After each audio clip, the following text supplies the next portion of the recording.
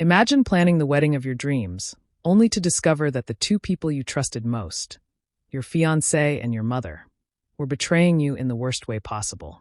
Stick with me while I share my story, and if it touches you, don't forget to support our channel by hitting that subscribe button, dropping a like, and sharing it with the people you care about. My name is Samantha Hayes, but everyone calls me Sam. I'm 27 years old, living in a quiet suburb of Portland, Oregon. If you looked at my life just a week before my wedding, you would have thought I had it all figured out.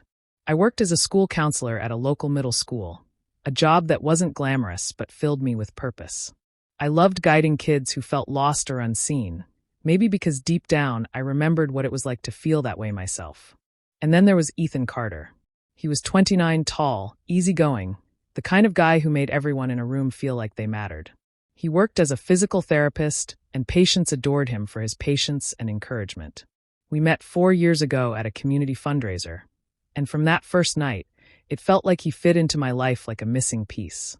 After years of heartbreaks and disappointments, Ethan was the man who made me believe in love again. We were just days away from walking down the aisle. Our wedding was set at a vineyard just outside the city, something I'd dreamed of since I was a little girl. I'd spent months planning every detail. The flowers, the playlist, the vows I'd written in a leather notebook hidden in my dresser.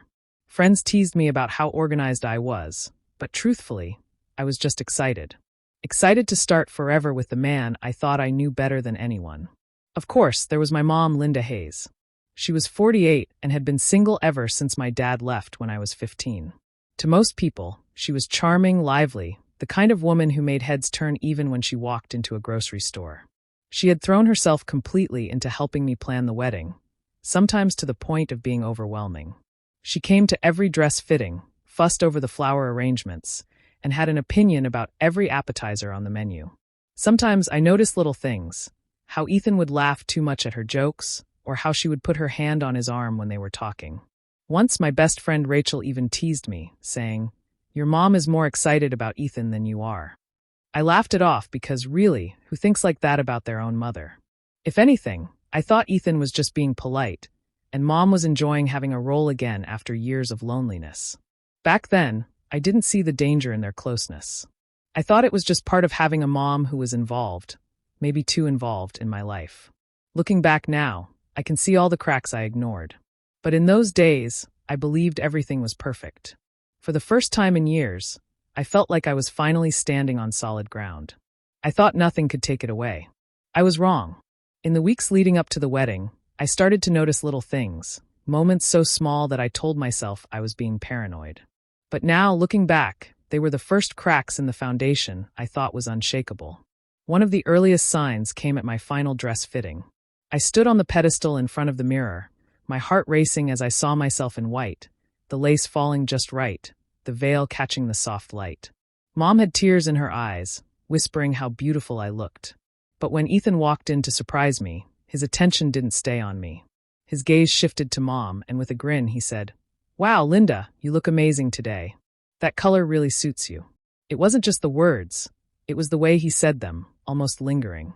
I laughed it off, telling myself he was just being polite. Mom brushed her hair behind her ear, blushing like a teenager.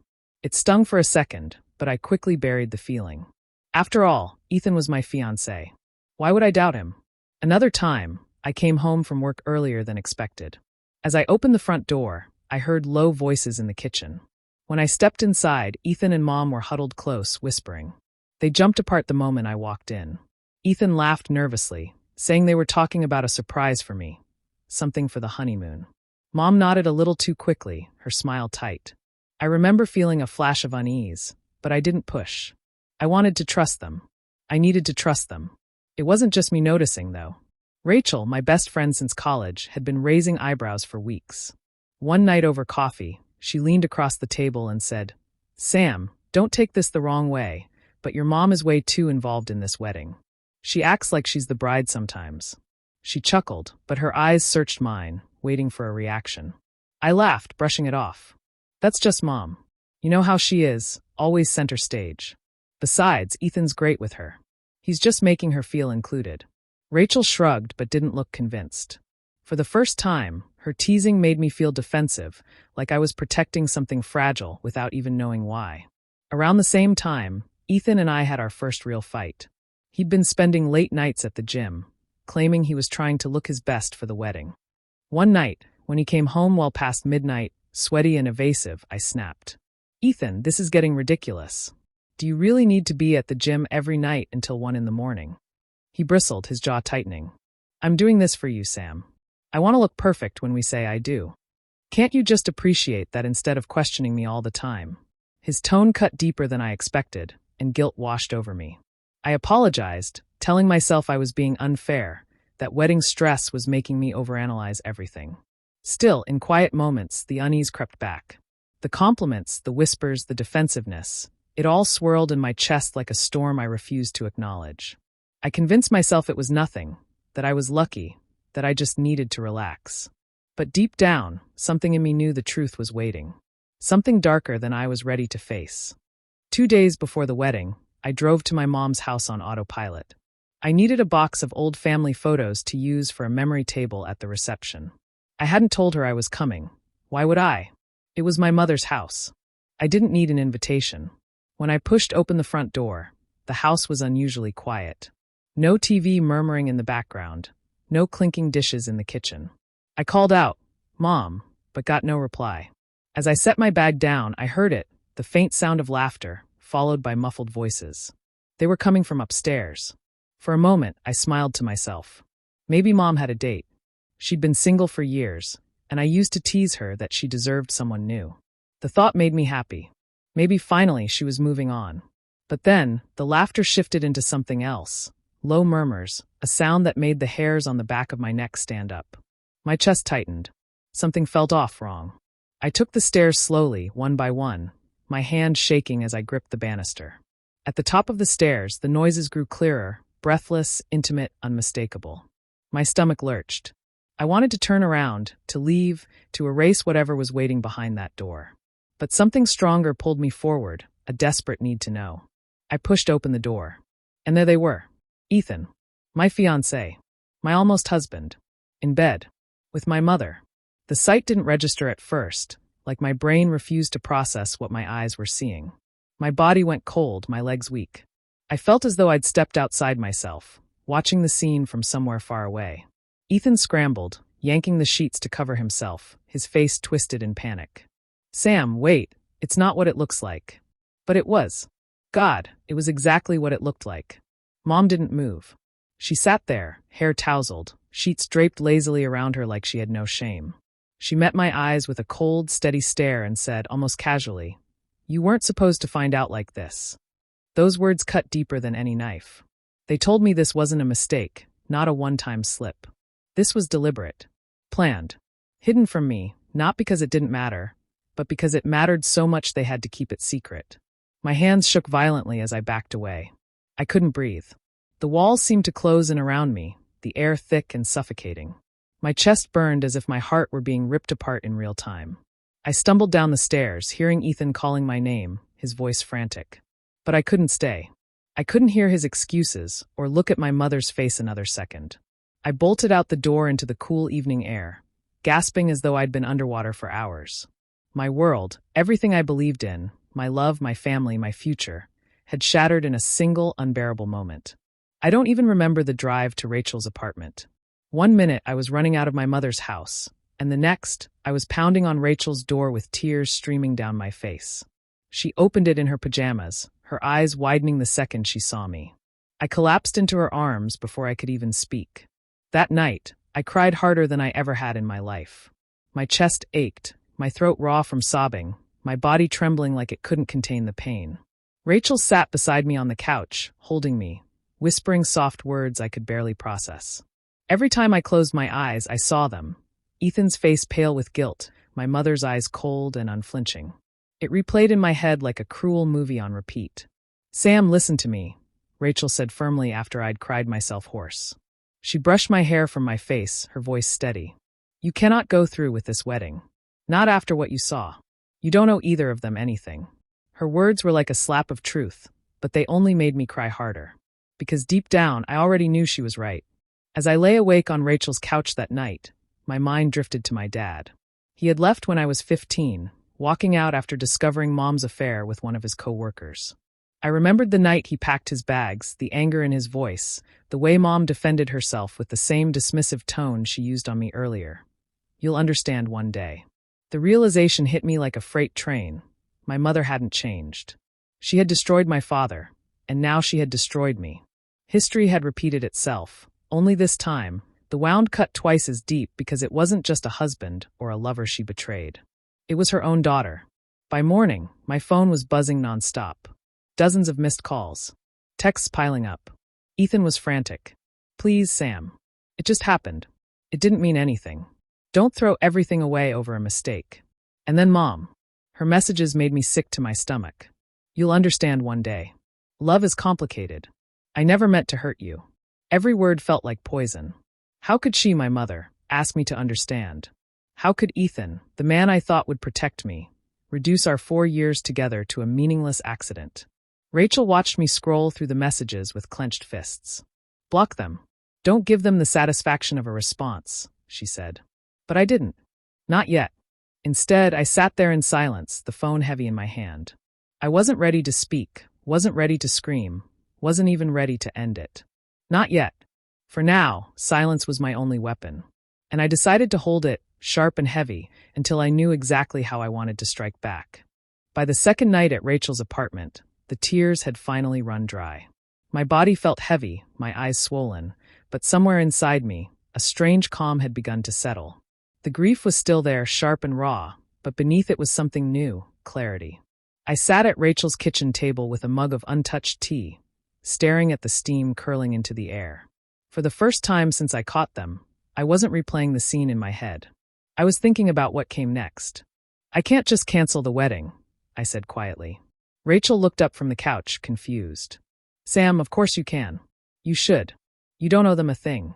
I know, I said, shaking my head. But think about it. How many people have flown in? How many of my co-workers asked for time off to be there? Ethan's family, my friends, the vendors who spent months helping me plan. It's not just me who's been invested in this. Everyone believes they're coming to see a love story. Rachel frowned, crossing her arms. So what, you want to keep pretending? Sam, no. That's torture. No, I said, my voice harder this time. I don't want to pretend. I want them to see the truth. I want Ethan and my mom to face what they've done, not just to me, but to everyone who believed in us. For the first time, the thought of facing them didn't make me crumble. It made me feel strong.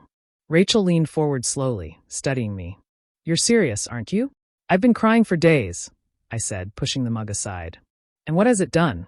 Nothing. They're probably sitting somewhere convincing themselves this will blow over, that I'll forgive them like it was just a mistake. But it wasn't. It was a choice. Over and over again.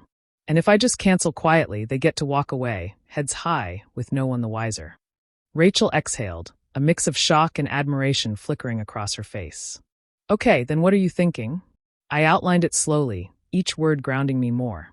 I'd go through with the wedding day, but not the way they expected. I'd stand in front of everyone, friends, family, Ethan's colleagues, even Linda's church group, and tell the truth. I'd strip away their lies in the one place they least expected it. Rachel's lips curled into a small, fierce smile. That's brutal. And honestly, they deserve it. For the first time in days, I felt something other than despair. It was a flicker, small but unmistakable, power. I wasn't just a broken fiancé or a betrayed daughter anymore. I was someone who still had a voice, and I was going to use it. They thought they could destroy me in silence. Instead, I would destroy their carefully built facade in front of everyone who mattered. And I couldn't wait to watch it burn. The morning of the wedding arrived like a storm I couldn't stop. I woke before dawn in Rachel's apartment, my body trembling with nerves. The dress I once dreamed of wearing now felt like armor. I wasn't walking into a fairy tale anymore. I was walking into battle. By noon, the vineyard was buzzing with life. Guests poured in, dressed in bright summer colors, laughter ringing through the air. Ethan's family greeted me warmly, oblivious to the war raging inside me.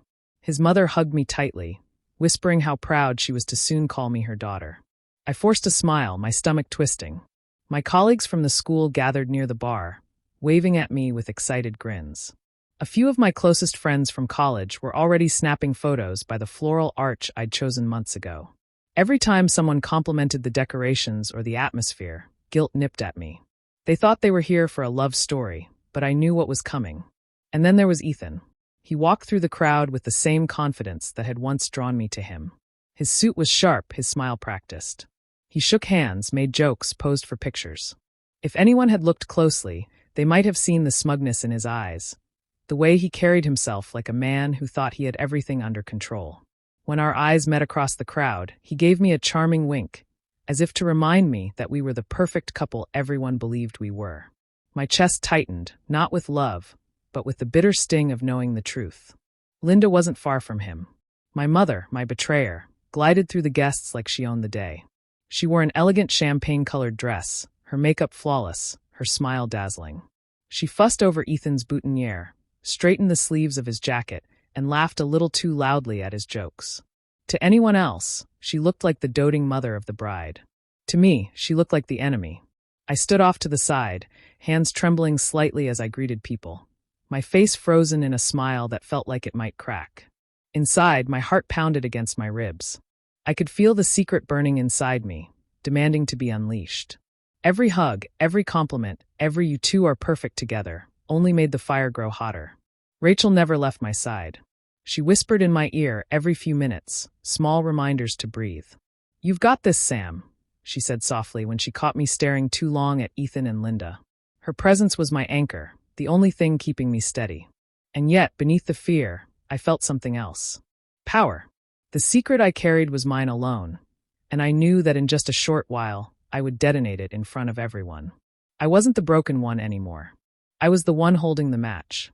The sun streamed through the tall windows of the church, bathing the pews in a warm glow. The guests sat expectantly, their eyes fixed on the couple at the altar. Sam's heart pounded, but she forced herself to breathe evenly. This was it, the moment she had spent sleepless nights preparing for. She wasn't here to marry Ethan. She was here to expose the truth. The officiant smiled, beginning with the traditional opening lines. "Dearly beloved, we are gathered here today to join."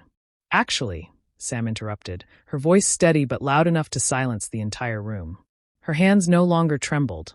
They felt strong, steady, like they belonged to a different version of her. "Before we go any further, I have something important to say." Murmurs rippled through the crowd. Ethan gave a quick laugh, trying to mask the panic flickering in his eyes. "Sam, honey, what are you?" She held up her hand, silencing him. Then she turned to face the rows of family, friends, and co-workers. "First, thank you," she began, her voice calm, even warm. "Thank you for traveling, for spending your time and money, for helping us create what should have been a celebration of love. So many of you poured your hearts into making this day beautiful. For me, for Ethan, for us." The crowd softened at her words, many smiling, expecting a heartfelt declaration of love. But Sam's eyes sharpened. "And because you gave so much, you deserve to know the truth." A nervous tension spread across the room. Sam continued, her words slow and deliberate. "This wedding isn't going to happen, because Ethan, my fiancé, has been sleeping with my mother, Linda." The room erupted. Gasps sliced through the silence. Whispers spread like wildfire, faces turning toward Ethan and Linda. A woman in the front row clasped her pearls. Man muttered, "My God." Ethan's confident mask cracked. He lunged toward Sam, grabbing her hand desperately. "That's insane. She's lying, she's emotional." Sam yanked her hand free, her eyes burning with steel. "Really, Ethan? Then maybe you can explain this." She reached into her clutch and pulled out her phone. With one tap, the sound of laughter and breathless whispers filled the church speakers. Ethan's unmistakable voice. Linda's laugh, sultry and intimate. The recording she had made the night she caught them. The crowd gasped again, louder this time. People shifted uncomfortably, shaking their heads in disbelief. Ethan's father covered his face in shame. Linda, dressed elegantly in navy blue, stood frozen. Then she tried to bolt toward the side exit. But guests blocked her path, demanding answers, hurling sharp words at her. "How could you do this to your daughter?" someone shouted. "Shameful," another hissed. The officiant stepped back, helpless, as the ceremony dissolved into chaos. Ethan shouted denials, his face red and sweaty. Linda cried out, begging people to let her pass. The once perfect wedding had exploded into a storm of betrayal laid bare for everyone to see. And Sam? She stood at the altar, no longer broken but unshakable, watching the world finally see the truth she had carried alone. The church was no longer a place of quiet reverence. It had erupted into a storm of voices, accusations, and gasps that echoed off the high ceilings. The recording had ended, but the damage it left behind was carved into every face in the room. Ethan's once proud posture had crumbled into a desperate slump, while Linda stood pale and trembling, her perfect hair and elegant dress doing nothing to shield her from the weight of the stairs burning into her. Ethan's parents rose slowly from the front pew, their expressions carved from stone. His mother's lips trembled as she shook her head. "Ethan, how could you? With her? With Sam's own mother?" Her voice cracked, the disbelief cutting deeper than any scream could. His father, usually stoic, looked at him with pure disgust. "You've disgraced this family in front of everyone we know. Do you even realize what you've done?" Ethan stammered, reaching toward them. "Dad, please, it's not." But his father turned away, jaw tight, refusing to hear a single word. Linda, meanwhile, found herself cornered by relatives who once spoke her name with respect. A cousin shook her head bitterly. "Linda, we looked up to you. You raised Sam, you preached about loyalty, and now this." An old friend crossed her arms, eyes flashing. "I invited you into my home for decades, and this is the woman you really are? A snake in silk." Everywhere Linda turned, there was judgment. Disappointed eyes. Whispered words laced with venom. Even people who didn't know her well could feel the betrayal radiating from the scandal. And in the middle of it all, Sam stood still, her face calm, her body steady as if she were no longer part of this world of chaos. She had said what needed to be said. She had revealed the truth. The rest wasn't hers to carry anymore. With a slow breath, she turned and began walking down the aisle, her head held high. The whispers followed her, but none were aimed at her. They were arrows directed at Ethan and Linda. For once, the shame wasn't hers to bear. Rachel hurried to her side, slipping her hand into Sam's. "You did it. You were incredible," she whispered. Two of Sam's close friends quickly joined them, creating a small circle of protection as they guided her toward the doors. Some guests rose to their feet and began clapping softly, hesitant at first, then stronger, applauding her courage. A few called out words of encouragement. "You're brave, Sam. You deserve so much better." Others sat frozen, still trying to process the bombshell that had just shattered the ceremony. Sam didn't cry. She didn't smile. She simply walked out, shoulders squared, leaving Ethan and Linda drowning in the tidal wave of their own disgrace. Inside, Ethan tried to shout over the crowd, his voice cracking. "Please, just let me explain. It wasn't what it looks like." But no one cared. No one wanted excuses. And Linda, once admired and envied, now stood utterly alone, her legacy shattered in a single day. The days after the wedding felt like stepping through the ruins of a life Sam once believed in. She woke each morning with that heavy, hollow ache in her chest, the kind that came from betrayal too sharp to comprehend. Yet each day, she forced herself to move, one small act at a time. The first thing she did was cut ties. She called the landlord of the apartment she had shared with Ethan and told him, firmly, that she would be taking her name off the lease. The words tasted bitter, but they gave her a strange sense of control. This space, these walls, no longer belonged to her story. Next came her phone. She changed her number and blocked Ethan and Linda before they had a chance to dig their claws any deeper into her heart. It was a symbolic act, but it gave her breathing room. No more messages lighting up her screen. No more temptation to respond. No more venom in her veins every time she saw their names. Rachel stood by her through it all. She helped Sam pack boxes, carried bags up the stairs of her new apartment, and stocked her fridge with frozen meals and snacks for when Sam couldn't summon the energy to cook. "You're not alone in this," Rachel said one night, dropping onto the couch beside her. Sam wanted to argue, to insist that she felt alone, but the warmth of Rachel's presence made her realize she wasn't. But Ethan wasn't done. He showed up one afternoon outside the school where Sam worked. She saw him leaning against his car in the parking lot, eyes wild, hair disheveled like he hadn't slept in days. He rushed toward her as she exited the building. "Sam, please, just hear me out," he begged, reaching for her arm. She stepped back, her voice cutting through the air like ice. "No, you made your choice. You chose my mother. Live with that." The words stunned him. He froze, mouth half open, before desperation twisted his features. But Sam didn't wait for another plea. She turned and walked away, her heels clicking against the pavement with finality. Linda's attempts were no better. She left voicemails dripping with manipulation. "You're overreacting, Samantha. You'll understand when you're older. What Ethan and I have, it's real. Don't throw away your family over a mistake. Sam never listened to the messages in full. She deleted each one without a second thought. The woman who raised her was gone. All that remained was a stranger wearing her mother's face. And though the heartbreak lingered like a shadow in her chest, Sam also felt something unexpected growing inside her. Pride. She had survived the kind of betrayal that could destroy someone. She had stood in front of a crowd and spoken her truth. She had walked away from the ashes without letting them bury her. For the first time in weeks, Sam looked at her reflection in the mirror and thought, "I'm stronger than I ever knew." Sam sat across from Dr. Harper, a quiet, kind-eyed therapist whose office smelled faintly of lavender. For the first time in weeks, Sam let herself speak the words that had been clawing at her chest. She talked about the wedding, about the betrayal, about the childhood memories that made her realize Linda's cruelty wasn't new. It had always been there, hidden under a smile and polished manners. Dr. Harper didn't interrupt. She listened, nodded, and asked the questions that nudged Sam closer to the truth. "What do you feel now, Sam? Beyond the pain, beyond the anger, what's left?" Sam thought about it, hands twisted in her lap. Then quietly she said, "Freedom. For the first time in my life, I'm not under her shadow. Not under his either. It's just me now, and maybe that's not so bad." Those words sat with her for days afterward, echoing each time she felt the sting of loneliness. Freedom. She wasn't bound anymore to a fiancé who lied with ease, or to a mother who took without remorse. She was her own person now, and though the wounds were raw, she could feel herself healing with every step forward. Rachel became her anchor through it all. They spent late nights eating pizza out of the box, binging old shows, and talking about anything but Ethan or Linda.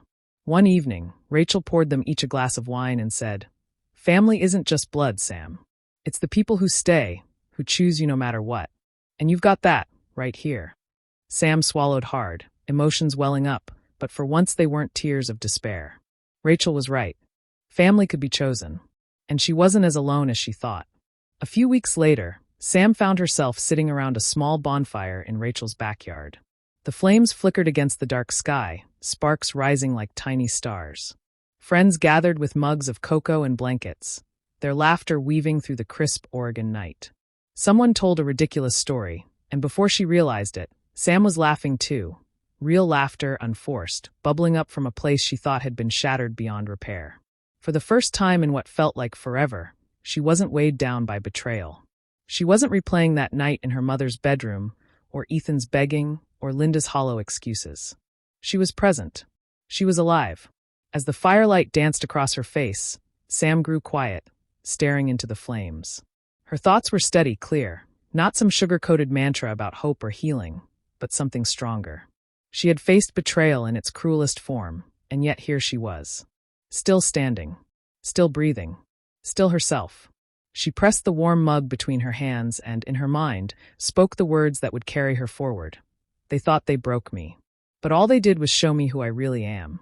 Do you believe Sam made the right choice by cutting Ethan and Linda out of her life completely? Or should she have tried to keep some kind of relationship with them? Share your thoughts in the comments. I'd love to hear your perspective. And if you enjoy stories like this, don't forget to hit subscribe, drop a like, and turn on notifications so you never miss the next one.